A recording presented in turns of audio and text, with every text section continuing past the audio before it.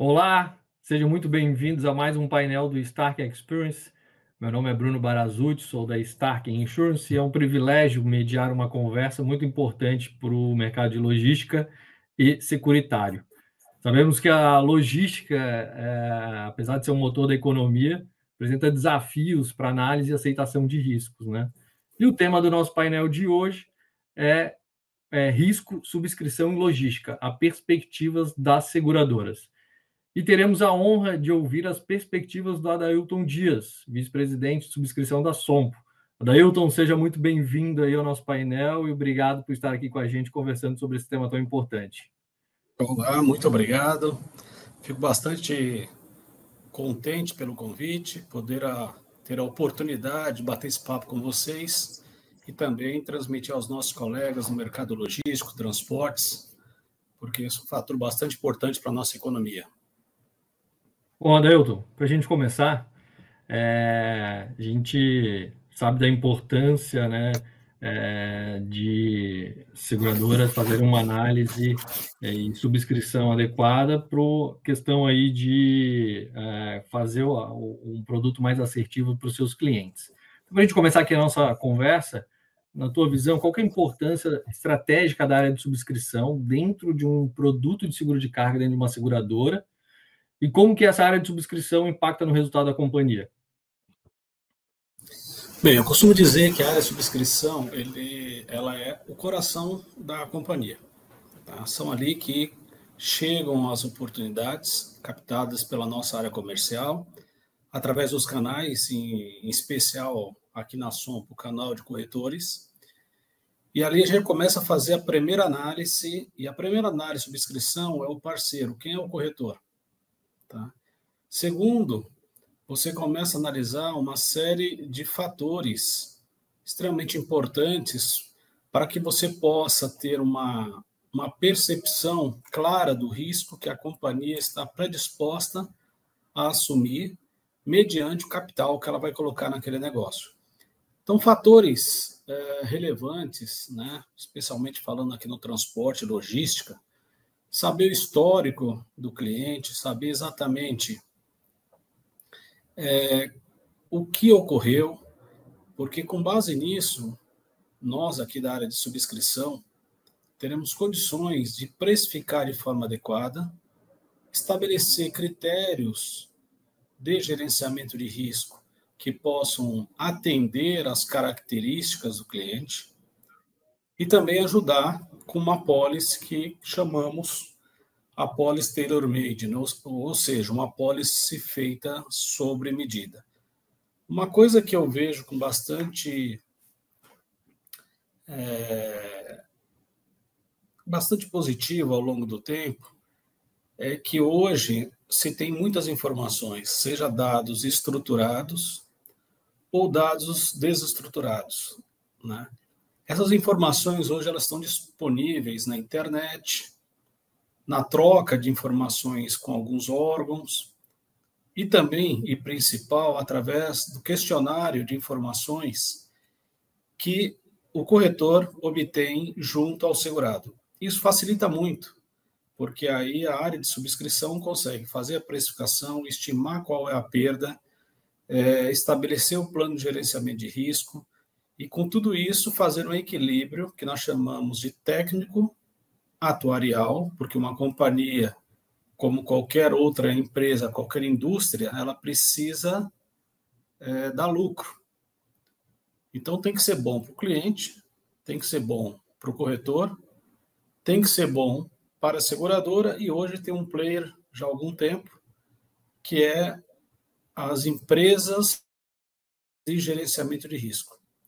No momento que você fecha esse ciclo e todos estão bem atendidos, se tem aí um fator bastante relevante positivo, porque o cliente consegue entregar o produto dele no destino final, a seguradora acaba tendo a dimensão e ajudando o cliente a entregar o seu produto, com isso o cliente vende mais produtos, o corretor que faz uma assessoria e se sente satisfeito porque na hora do sinistro a seguradora paga a indenização e a gerenciadora de risco, que faz parte desse processo, estudando fatores preditivos para evitar novas ocorrências. Então, Bruno, é assim que nós entendemos que o coração, não só no segmento de marine, que nós falamos, de transportes, mas de todos os segmentos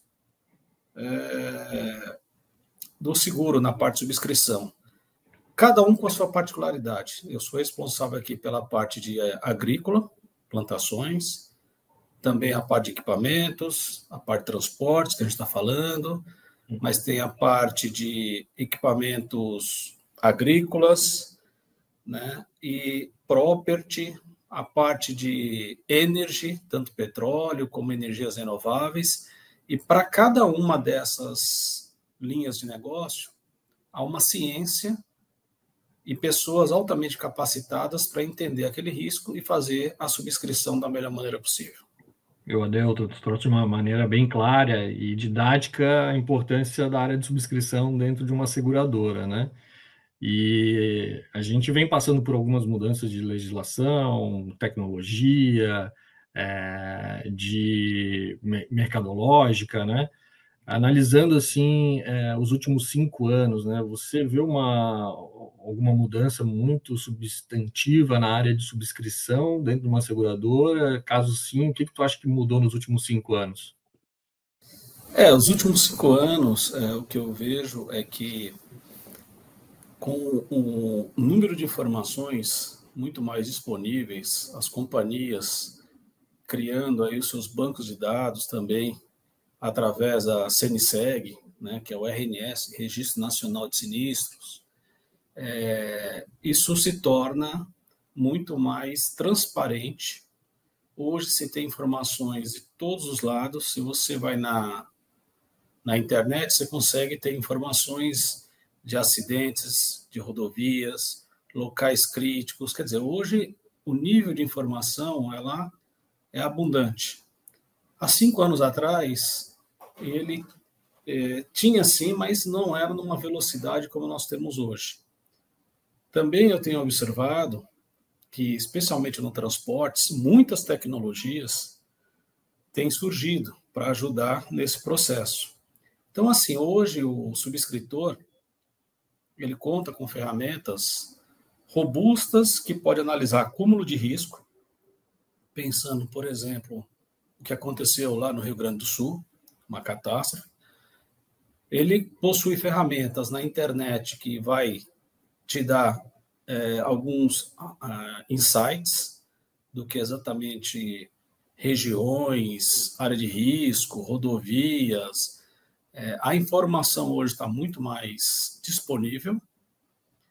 E também hoje o que eu percebo é que o uso da tecnologia tem facilitado muito na agilidade do processo de entrega da cotação. Se por um lado a gente tem tido todos esses benefícios, por outro lado eu vejo que a técnica, a parte técnica está ficando para trás. A parte tecnológica ela está se sobrepondo à parte técnica. Hoje, se você pegar as pessoas mais jovens que estão entrando no mercado de seguros, se você perguntar a lógica do cálculo, ela às vezes não sabe. Ela sabe calcular, porque está tudo ali, alguém fez, está no sistema, parametrizou e calcula e solta a cotação. Mas no passado, por exemplo, quando você falava um transporte internacional, você tinha que saber a idade do navio, se haveria transbordo, nome do navio, qual era a bandeira, qual era o porto, enfim, N variáveis. Aqui mesmo, no transporte nacional ou transportadores, se olhava muito a origem, destino da viagem.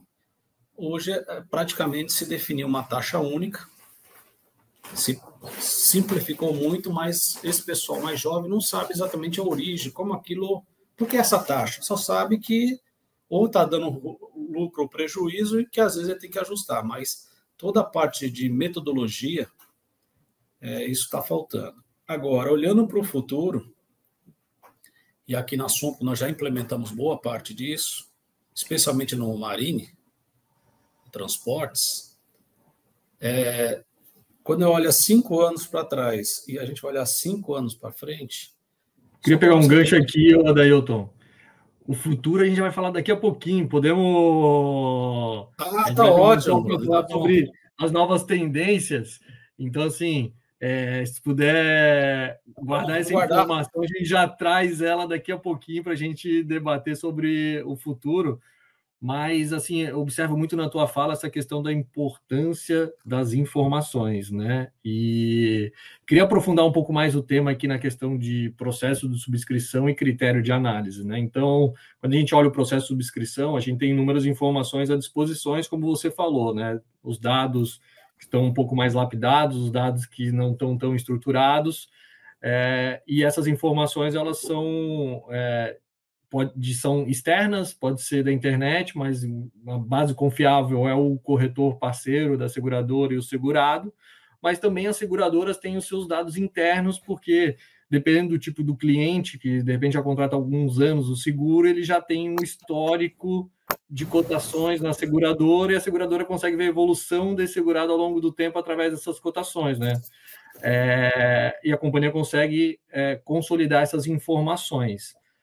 Na tua visão, assim, quais são os principais fatores que hoje mais dificultam a análise do risco, né, para a companhia fazer a oferta de seguro mais precisa ali para o cliente? E quais são os critérios técnicos ou comerciais que mais pesam na decisão para aceitação ou não de um risco?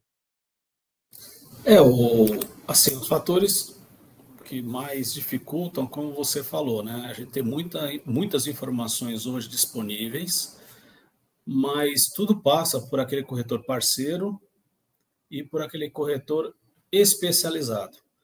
Quando o corretor é especializado, seja em garantia, seja em property ou no transporte, por exemplo, ele traz informações muito mais precisas, informações que podem trazer ao subscritor condições de precificar e de subscrever aquele risco de forma mais adequada. Muitas vezes, o próprio corretor parceiro, às vezes a gente recebe 2 questionários aqui, e as informações, depois de uma certa experiência, você vê que as informações são muito parecidas, né? Mas a forma que é colocado, às vezes com mais sutileza de detalhes, faz toda a diferença, né? Então, esse tipo de coisa, ele facilita muito assim o processo quando você tem um corretor que entende bem do negócio, é especializado no ramo e consegue extrair o máximo de detalhes do cliente e isso trazer a seguradora. Agora, por outro lado, os fatores que são mais decisórios aí na precificação passa primeiro pelo cliente. Tá? Se ele é um cliente que ele está preocupado com o risco dele. Porque mesmo um seguro de automóvel, às vezes você vê, e eu já ouvi alguns amigos meus, o cara fala, tem seguro, meu carro tem seguro, tá tranquilo. Né? Deixa o carro na rua, não coloca o carro no estacionamento. Tem seguro. Essa não é a forma correta de pensar, né? Você tem que pensar como se não tivesse seguro. O que você faria? Poxa, eu vou colocar meu carro dentro do estacionamento, vou cuidar e etc. E se acontecer, aí sim você tem o seguro para reparar o seu prejuízo. Então, fatores importantes passa primeiro quem é o cliente, o cuidado que ele administra a empresa dele. Você vai numa frota de caminhões, no caso de transporte, você vê aquele empresário que ele tem maior cuidado com os caminhões dele. O caminhão dele tem um checklist antes de sair para viajar, ele olha as lonas, ele olha os pneus, ele olha toda a condição de segurança, que aquilo já está inserido dentro da cultura dele, né, da empresa dele. Então, esse é um fator número 1. Às vezes você vê 2 empresas no mesmo segmento, uma tem um resultado extraordinário e outra tem outro resultado bastante ruim. Quando eu falo resultado, é acidentes, avarias e etc. Então, primeiro, esse é o fator. O fator 2 são medidas de gerenciamento de risco. Quanto o cliente investe no gerenciamento de risco. E aí, nesse ponto, Bruno, tem que se tomar muito cuidado, porque o gerenciamento de risco ele tem que ser um gerenciamento de risco adequado. Não é colocar a cada ocorrência nova de sinistro, colocar mais uma batelada de tecnologias, de dispositivos, porque isso é custo no final do dia. É custo para o transportador, é custo no frete que vai ser repassado para o embarcador e, por consequência, vai chegar para nós, que somos consumidores. Então, quando nós vamos comprar aquele produto lá na gôndola do supermercado, a gente tem que ter a consciência que aquele plano de gerenciamento de risco, aquele custo, que às vezes a gente fala do custo Brasil, que é o roubo de carga, os acidentes e etc., nós temos que minimizar o máximo possível para que o produto seja acessível ao consumidor. Que a coisa, tudo existe por conta do ser humano, do consumidor. Então, esse aspecto do gerenciamento de risco adequado é fundamental, sem excessos, tá? Outra questão também que a gente leva muito em conta, infelizmente, mas é as regiões que ele atua. Às vezes ele é um profissional, uma empresa super qualificada, mas ele atua em regiões bastante complexas do nosso país.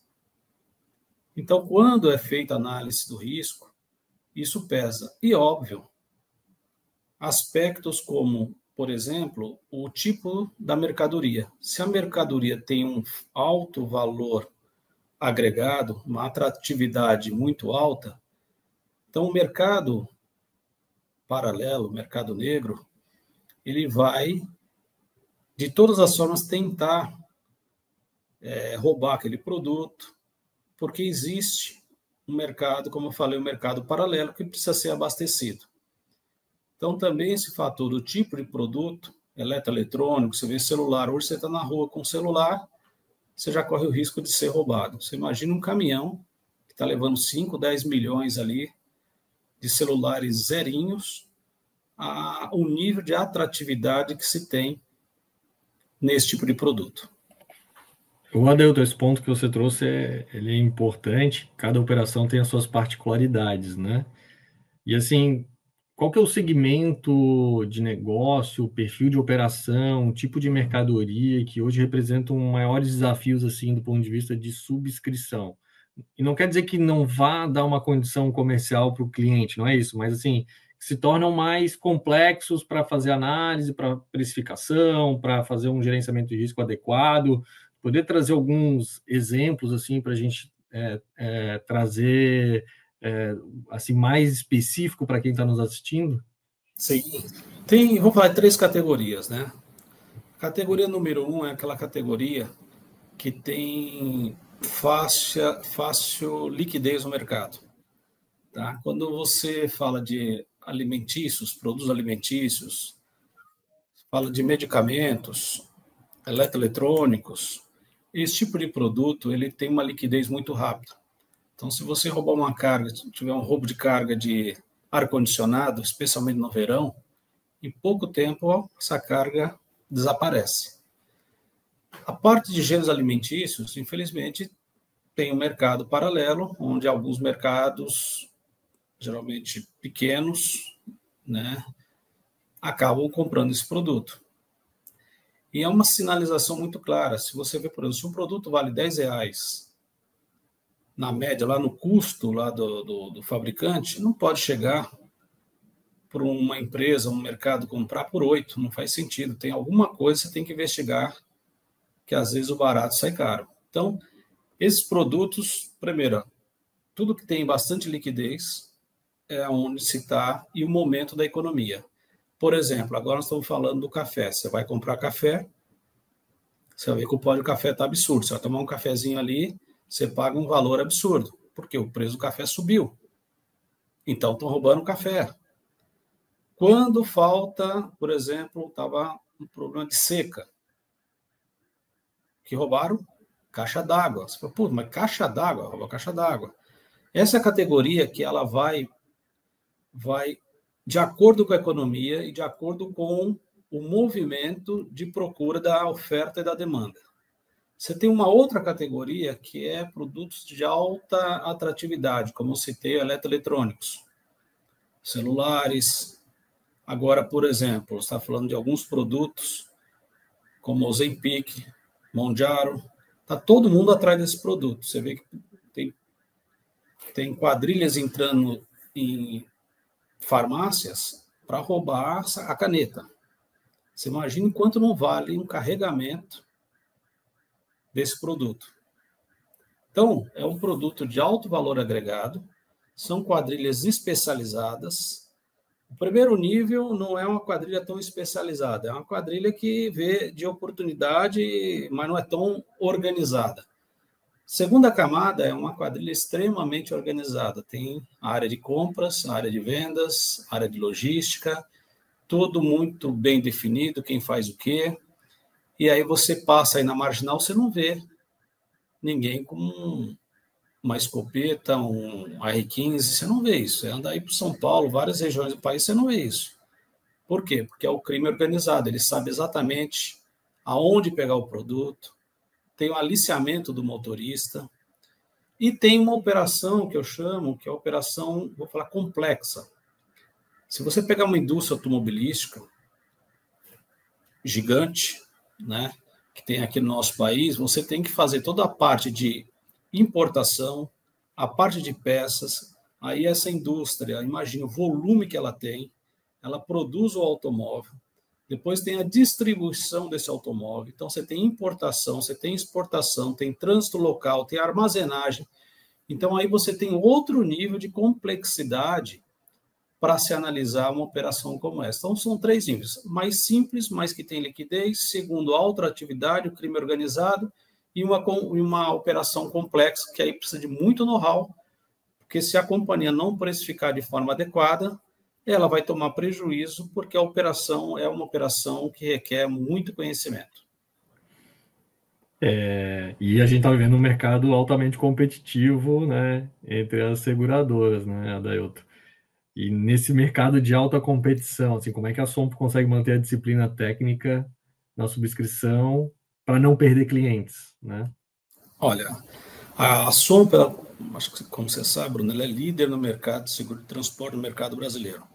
Nós temos um market share de aproximadamente 20%.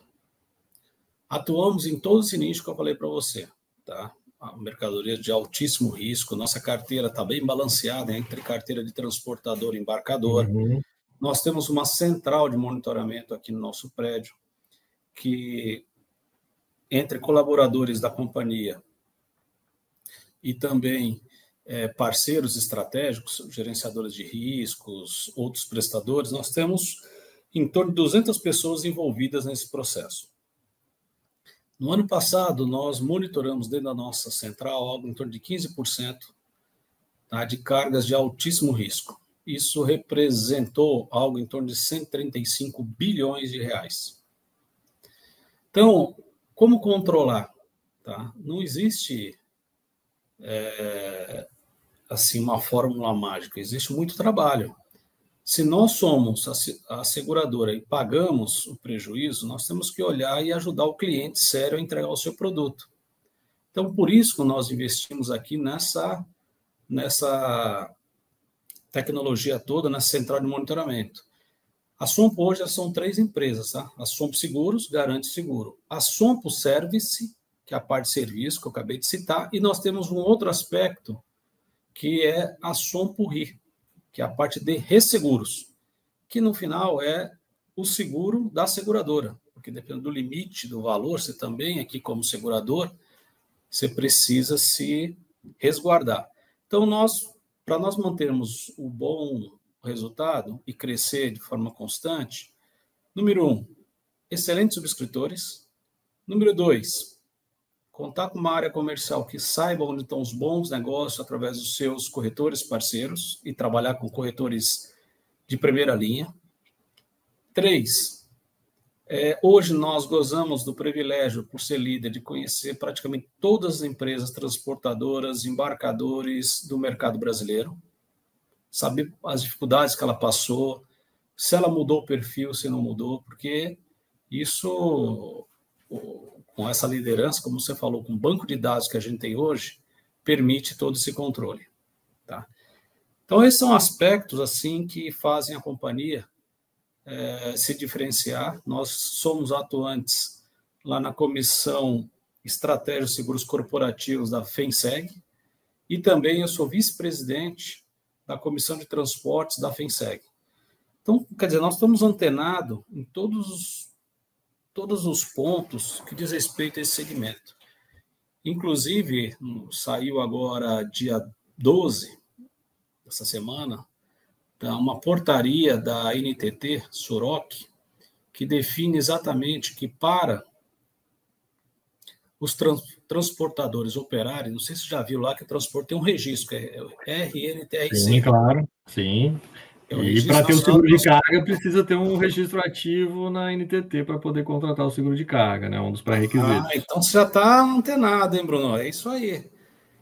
E agora ela vai passar a cobrar as três apólices, que é a apólice que antes já era obrigatória de RCTRC, agora aquela que antigamente tinha um Fzinho, que era RCFDC, passou a RCDC, então ela passou a ser obrigatória pela Lei 14.599, e tem um seguro novo chamado RCV, parecido com o RCFV do automóvel, quando você faz seguro do automóvel, que é danos materiais e danos corporais a terceiros. Tá? Então, esses três seguros, como você sabe bem, está bem antenado aí, eles são seguros obrigatórios por lei e a NTT, para dar o registro ou manter o registro, porque ela acompanha diariamente os seus transportadores, ela vai exigir essas três apólices. Essa é a primeira etapa. Então, possivelmente, ela vai pedir para os transportadores apresentarem lá um frontispício da apólice, na seguradora A, B ou C. Para fazer qualquer alteração de cadastro, né? Isso vai ajudar bastante na questão de conscientização da importância do seguro, né? Nas operações de logística, né? Isso bastante, só para você ter uma ideia, tá? Só para concluir, as seguradoras também, a CNSEG, tem trabalhado conosco, e nós temos trabalhado também lá na comissão, como te falei, que eu faço parte. Para quê? Para criar um banco de dados, como se fosse, você deve ter ouvido falar muito no automóvel, quando você faz seu seguro de automóveis, ele vai lá numa central de bônus e vê quanto é o seu bônus. Se é bônus 1, 2, 3, isso dá desconto, no caso do automóvel. No caso aqui do transportes, a gente está criando uma central de número de apólices que a NTT vai ter acesso, porque na hora que ela for olhar o registro e conceder o registro, a manutenção, ela vai checar as três apólices. Perfeito. Só para você ter uma ideia, tá, Bruno? Nós temos um estudo aqui, nós temos mais ou menos no último ano que emitiu um conhecimento de embarque, CTE, conhecimento de transporte, algo em torno de 132 mil empresas transportadoras. E pelos nossos cálculos aqui, a gente trabalha isso lá na comissão, nós temos mais ou menos 60 mil empresas transportadoras que tinham seguro obrigatório já, que era o RCTRC. Então, se a gente olha que tem 60 mil apólices e tem 132 mil empresas transportadoras, está faltando alguma coisa nessa conta aí, né? E ainda é comum muitos transportadores contratar só o RCTRC, não contratar o RCDC, então aqui acho que tem mais uma oportunidade. O RCV é um produto novo, né, que muitas transportadoras ainda não contrataram, então acho que tem muito a avançar em questão de market share e questão de conscientização aí da importância do seguro. E aí, Adailto, eu queria pegar aquele gancho que você queria falar sobre a tendência, ou o futuro da subscrição, né? E aí, trazendo aqui esse assunto de tendência e futuro, muito tem se falado sobre novas tecnologias, né, no mercado de seguros, e uma que está muito em voga, acho que em todos os segmentos, né, que tem a inteligência artificial. Eu queria te fazer uma pergunta meio que provocativa aqui. Você acredita que a subscrição ela pode ser feita através de inteligência artificial, ou parte do trabalho humano pode ser feito através de inteligência artificial para a subscrição de risco? Até que ponto você acha que a inteligência artificial pode ser útil na subscrição e até que ponto a participação de um ser humano na subscrição se faz necessário para análise de um risco? Boa pergunta. Bruno, assim, o ser humano, ele sempre vai ser fundamental nesse processo. Como você sabe, a inteligência artificial, ela é bastante útil, mas ela pode alucinar, pode acontecer uma série de coisas e calcular coisas totalmente distintas. Se você incluir uma variável, ela vai te remodelar tudo aquilo que você falou. Para você ter uma ideia, hoje na carteira de transporte, a gente tem aproximadamente 5.000 cotações por mês. A gente recebe 5.000 cotações. Posso te falar, por estimativa, que 80% hoje dessas cotações nós já estamos fazendo por inteligência artificial. Caramba, eu não sabia desse número, impressionante, hein? Ela chega o questionário, tá? A inteligência artificial com condições pré-estabelecidas e algo que nós parametrizamos e temos ensinado, ela primeiro prioriza, faz a priorização. É o primeiro fator.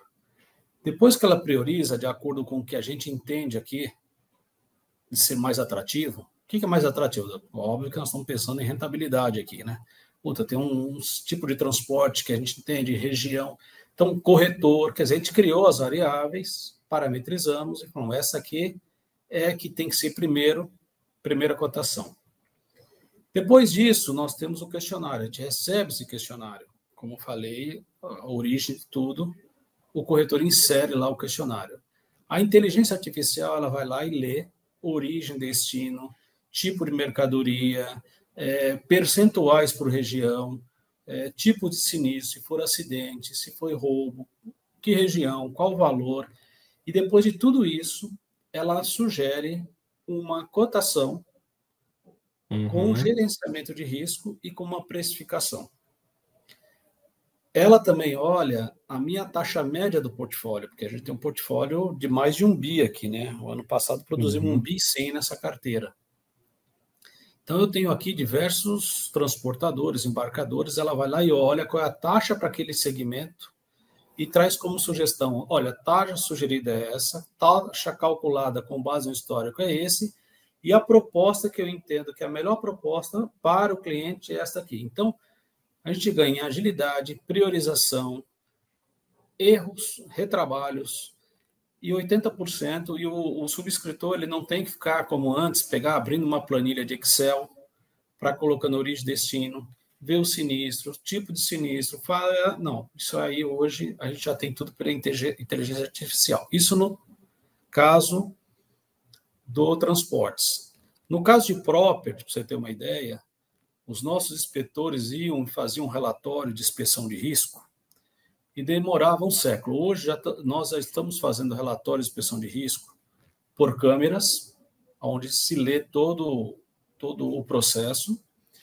Temos feito todo um processo também que vai tirando fotos e dentro de uma padronização, ele vai preparando o relatório. Então, o nosso inspetor de risco, ele terminando lá a inspeção, ele já tem um relatório que classifica, busca imagens na internet, informações, latitude, longitude, e produz um relatório. Esse relatório, em média, levava, em média, 5 dias para ser elaborado pelo subscritor, porque ele voltava, abria o notebook, ia colar as fotos, escrever aquela foto.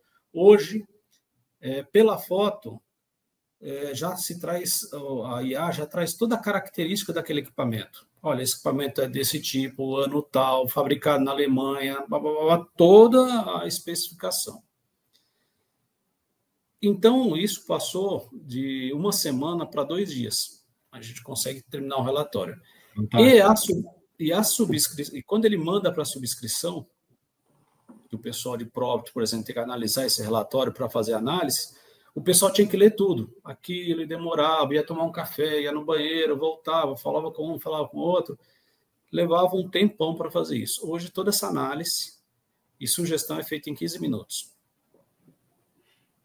Fantástico. Acho que temos grandes avanços aí da tecnologia na parte de subscrição e análise, né? E, Adailton, infelizmente, o nosso tempo aqui voou, né? Estamos indo para o final aqui do nosso bate-papo, mas tenho certeza que para todos que estão assistindo está sendo um grande aprendizado escutar você e você passar todo o teu expertise e know-how. Gostaria que pedir para você uma mensagem final e um conselho prático aí para as transportadoras, embarcadores, profissionais do mercado de seguros que estão nos escutando e que buscam otimizar aí a gestão dos seus riscos, as suas apólices. O que seria essencial para eles levar desse painel aqui?